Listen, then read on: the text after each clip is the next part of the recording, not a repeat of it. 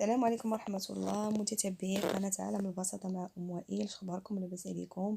أموركم صحتكم كلشي بخير؟ نتمنى يا ربي نلقاكم هذا الفيديو وانتم كتشوفوا في أحسن الأحوال فيديو جديد على القناة. اليوم إن شاء الله كاين واحد شوية ديال التغيير.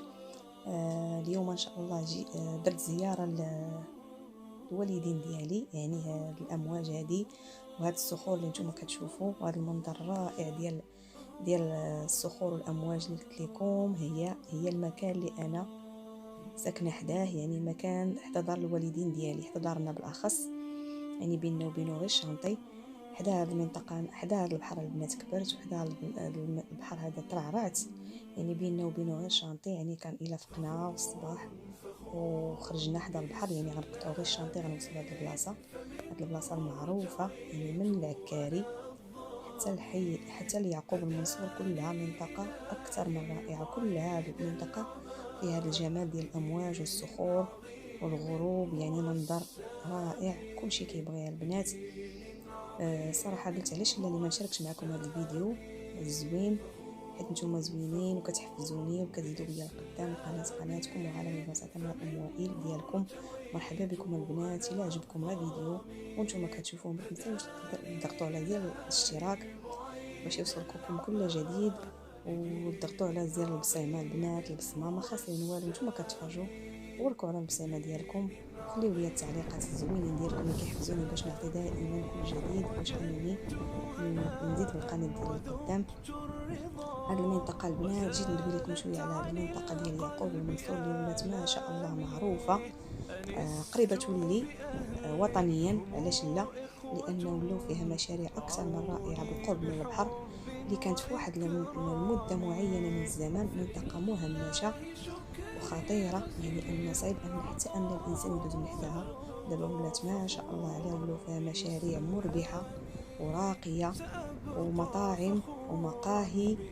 وش نقول لكم البنات، يعني واخا نعيا ما نقول لكم خصكم تشوفوها ان شاء الله. شي نهار غادي ندير لكم واحد الفيديو على المشاريع اللي باقا كتبنى والمشاريع اللي تبنات ما شاء الله، وعلى العمارات اللي تبنت في هذه المنطقه هذه، ولا سكن راقي ما شاء الله، لانها تصلحات وتقادات ولاو فيها ملاعب القرب، ولاو فيها جريدات ديال الوليدات فين يلعبوا، ولاو فيها لعب فين يلعبوا الوليدات، جريدات للاستجمام، يعني بعض الصخور تحيدات، بعض المناطق تقاد، بعض البليصات فيها تقادوا، يعني ولات صالحه ان البنادم يجي يجلس فيها وهو مرتاح وهو مأمن. ولو فيها كاميرات، يعني كانت الصراحه في واحد الوقت، ودابا الحمد لله الدوله قادتها وصوبتها، ولات زعما منطقه اكثر من رائعه.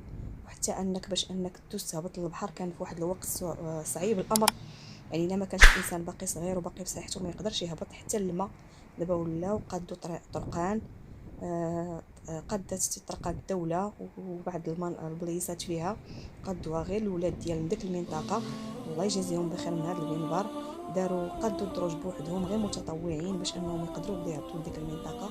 ولات الصراحه رائعه. قلت لكم شي نهار كنوعدكم انني غندير فيديو عما قريب، كنتسنى غير الوقت المناسب لانني ما كنهبطش لدارنا بزاف، ما كاينش الوقت راكم عارفين، مع الدراسه ديال الوليدات ومع الروتين اليومي ديال الوليدات كيقراو، خاصك تكون حداهم، خاصك تقابلهم، يعني صعيب انك تهبط لهنايا. ما بعيداش عليا الصراحه بزاف، ولكن راكم عارفين الوليدات ملي تيكونوا باقيين صغار صعيب انك تتحرك في وسط ملي كيكونوا اوقات الدراسه. شي نهار غادي نهبط البنات وغادي ندير لكم فيديو طويل وغنوريكم هذه المنطقه كيفاش ولات من بعد ما تقادات وتصلحات، ولات زعما منطقه راقيه الحق يتقال، واخا انها جات بجنابها احياء شعبيه، ولكن المناطق الاخرى اللي بجنبها ولات راقيه ولا فيها مشاريع اللي مميزه واكثر من رائعه. غادي نشاركها معكم ان شاء الله في شي فيديو. البنات انا عجبكم ما تنساوش تضغطوا على زر الاشتراك اللي نقولها، واللي باقي ما انضمش للقناه ديالي هذا فضلا وليس امرا ينضم ليها ويضغط على زر الاشتراك باش يوصلوا وتفعيل الجرس باش يوصلوا كل جديد. نتوما اللي تشوفوا هذاك السيد كيصيد، يعني باقي نصيد هنا وباقي الحوت رائع الصراحه، كان كيصيدوه بعد ما كيبيعوه كنا كناخذوه من عندهم. صراحه منطقه زوينه بزاف وغتعجبكم، واخا انها هي ما فيهاش سباحه، يعني عندنا غير الاستجمام والتمتع بهذا المنظر الرائع. فقط. أما السباحة فيها ممنوع لأن ما فيهاش أمواج صغيرة وما فيهاش رملة، يعني ما فيهاش شاطئ. قلت علاش لا ما نشاركاش معكم ونغير شي شويه. ديال الحي ديالنا حي يعقوب المنصور. البنات اللي عارفيني بنت حي يعقوب المنصور، منطقه رائعه وزوينه بزاف. ودابا غادي نخليكم مع الفيديو، تبعوا الفيديو من الاول حتى الاخر. والسلام عليكم ورحمه الله وبركاته. سأبقى فخورا بإسلامي.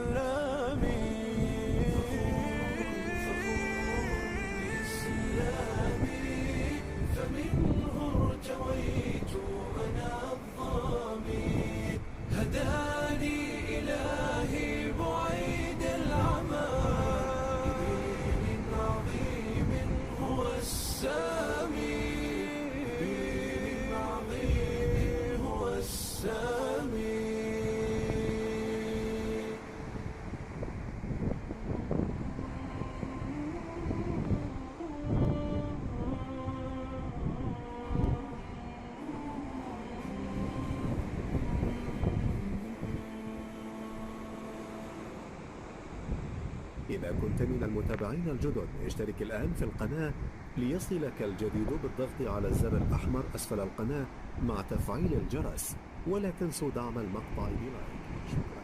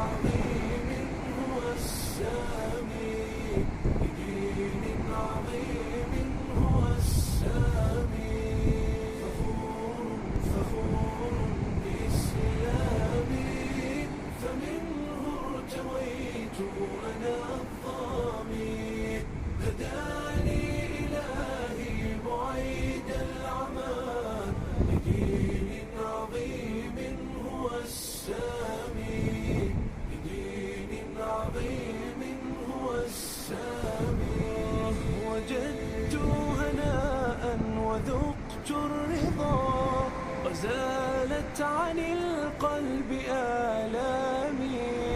أنست بأهل هم إخوة رعوني بحب وإكرام.